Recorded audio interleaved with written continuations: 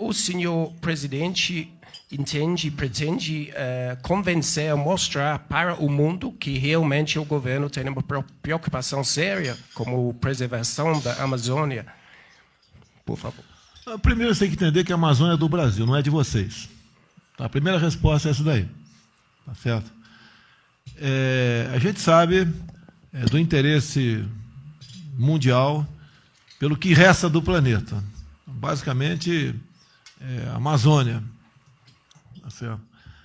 Eu não tenho provas, mas o interesse em criar agora uma grande área de preservação da Amazônia, de 136 milhões de hectares, se discute lateralmente quando há essas reuniões de clima aí pelo mundo afora.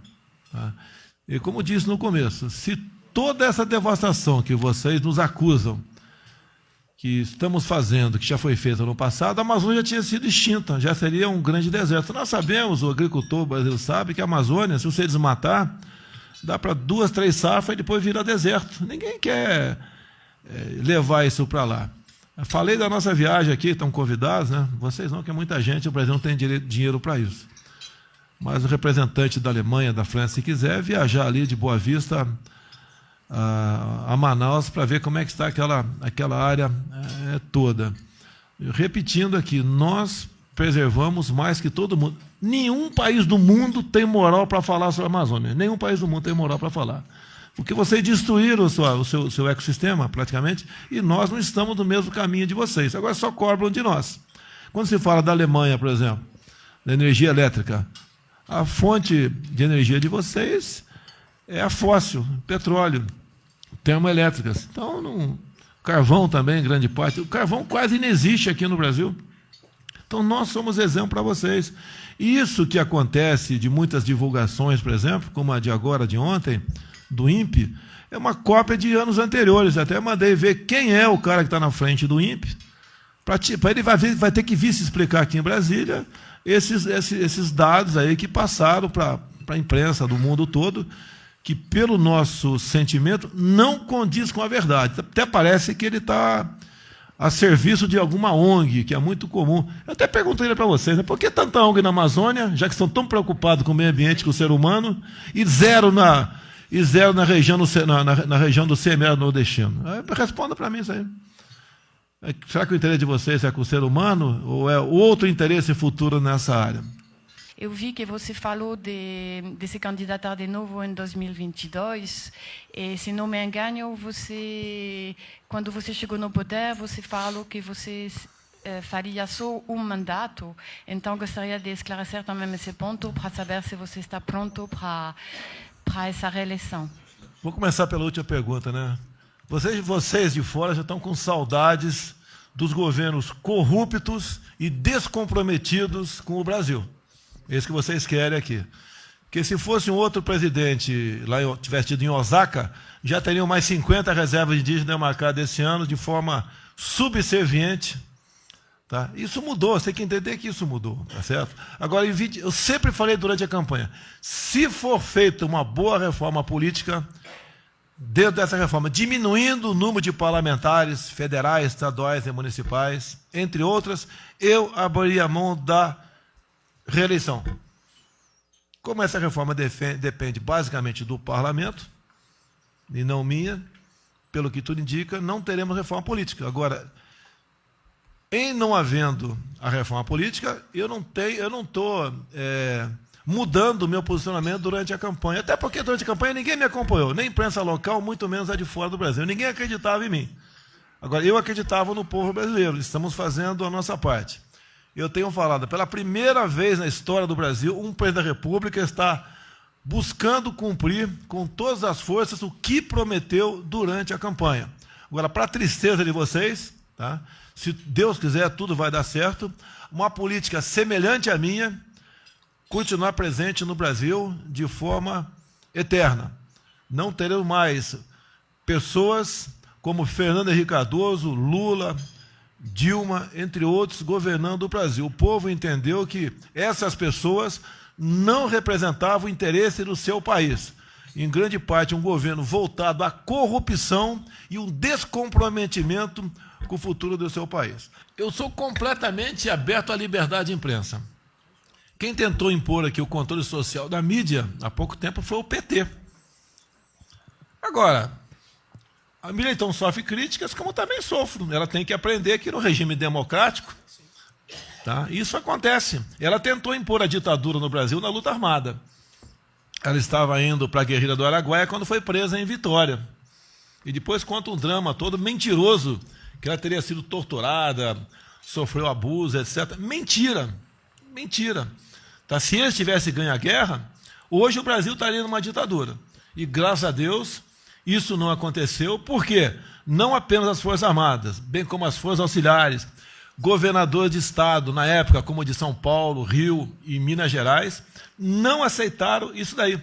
Agora, a Mileitão tem que entender que o império a qual ela serve no momento não tem mais aquela força que tinha no passado. Temos hoje em dia uma mídia completamente livre, que é materializada por esse pequeno instrumento aqui. O que aconteceu agora, a questão de likes na Instagram? O Instagram não tem mais likes, uma tentativa de interferência. Tá? Esse sim é uma censura. Eu acho que você, quem está criticando aqui a questão da Mira Leitão poderia dar uma força aqui à democracia, à liberdade de imprensa, no tocante aos likes do Instagram. Tá certo? Ninguém mais do que eu sou atacado pelas mídias sociais aqui, e a mídia tradicional também. Logicamente, fico triste, mas em nenhum momento eu apresentei qualquer decreto para que haja um mínimo de controle sobre essas mídias sociais. Por mim, vão continuar completamente livres. Pode fazer meme à vontade, me criticando, mentindo. Da minha parte, não tem problema. Até porque o povo, cada vez mais, está entendendo, né? E está conseguindo filtrar o que é verdade e o que é fake news. Então, isso está à disposição não só do Japão, um país que eu adoro, um povo maravilhoso. Eu nunca vi um japonês pedindo esmola no Brasil. Esse é o recado que eu dou para todos aqui no Brasil, todos, sem exceção, tá certo? Eu orgulho de vocês, da maneira como vocês se empenham, se dedicam, são patriotas e são unidos, e têm a sua fé. Tá? E assim vocês conseguem os seus objetivos. Comparando o Brasil com o Japão, o Brasil é uma potência em recursos minerais, em áreas agricultáveis, em região para o turismo. Tá? E vocês são a terceira economia do mundo, e nós aqui somos a oitava pelos commodities apenas. E se nós nos aproximarmos com o Japão, Coreia do Sul, a China também tem interesse, temos interesse nesse sentido, não sermos apenas um mero exportador de commodities, entre outros países, a França, a Alemanha, seja qual for, estamos de braços abertos para fazermos boas parcerias proveitosas, nossos dois países que agreguem valor. Estamos à disposição de vocês. E o Brasil é um país que começa a dar sinais que tem um governo confiável. Agora, adotou-se no Brasil, de governo Fernando Henrique para cá, PSDB, e depois o PT, que distribuição de riqueza é criar bolsas. É o país das bolsas.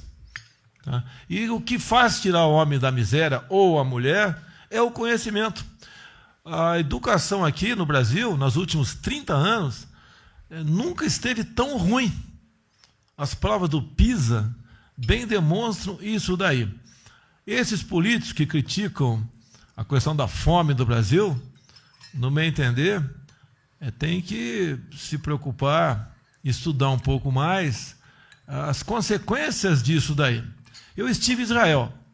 Lá, a precipitação pluviométrica é menor que o semiárido nordestino. Com tecnologia, eles conseguem não só garantir a sua segurança alimentar, como exportar parte para a Europa.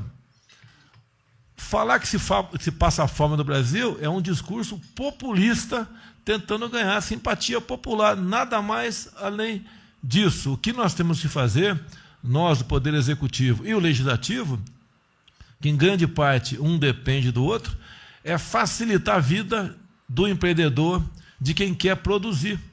E não fazer esse discurso voltado para a massa da população, porque o voto tem o mesmo peso, não interessa se a pessoa é pobre ou não, tem exatamente o mesmo peso. Porque nos conduzirá a uma situação semelhante à da Venezuela. onde o Chaves implementou muito bem o socialismo, tá? E esse país, irmão nosso, chegou na situação de miséria que se encontra hoje em dia. É só as autoridades políticas, nós do Legislativo e do Executivo, não atrapalhar o nosso povo, que essas franjas de miséria, por si só, acabam no Brasil, porque o nosso solo é muito rico para tudo que você possa imaginar. O Brasil é um dos países mais difíceis de fazer negócio. Então, a reforma da Previdência é um primeiro passo para dar uma sinalização que nós queremos recuperar a nossa confiança e dizermos que estamos preocupados com o déficit nosso. Esse é o primeiro passo. O passo seguinte, por que não apresentamos ainda? Porque o próprio parlamento reage se nós mandarmos mais uma proposta para lá. Eu entendo que poderíamos também estar discutindo uma reforma tributária, tá? Mas o parlamento acha o contrário.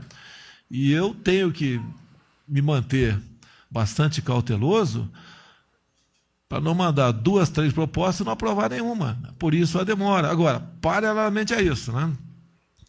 Nós estamos fazendo a nossa parte aqui, desburocratizando, como, por exemplo, a medida da liberdade econômica. Era muito difícil você abrir um pequeno negócio no Brasil, até um cabeleireiro, até vergonha de falar, tá certo? É muito difícil, dada a burocracia. Resolvemos esse assunto. No governo anterior, Michel Temer, ele fez uma pequena reforma na nossa CLT, que se não tivesse feito, estaria pior economicamente o Brasil ainda. Estamos com projetos audaciosos já em execução, né? Concessões de aeroportos, vários, de estradas. Estamos mostrando ao povo trabalhador, né, que nós confiamos neles, né? Propostas menores estão sendo tomadas também com projeto de lei, porque nós temos que negociar o envio de medida provisória com o parlamento, que é bastante sensível. Nossa base parlamentar é diferente das anteriores, tá? E isso é uma dificuldade, mas o parlamento está entendendo da importância da independência dos poderes, coisa que não existia até o ano passado. O poder executivo e legislativo era um só. E isso não estava dando certo. E nós não estamos inventando nada, estamos cumprindo a nossa Constituição. E, pelo que tudo indica, não só o Executivo como o Legislativo entendeu dessa importância para o futuro do Brasil. A certeza, se continuasse fazendo uma política, a exemplo dos governos de Fernando Henrique Cardoso, Lula, Dilma, ou até mesmo Michel Temer, o Brasil não ia durar mais 4 anos.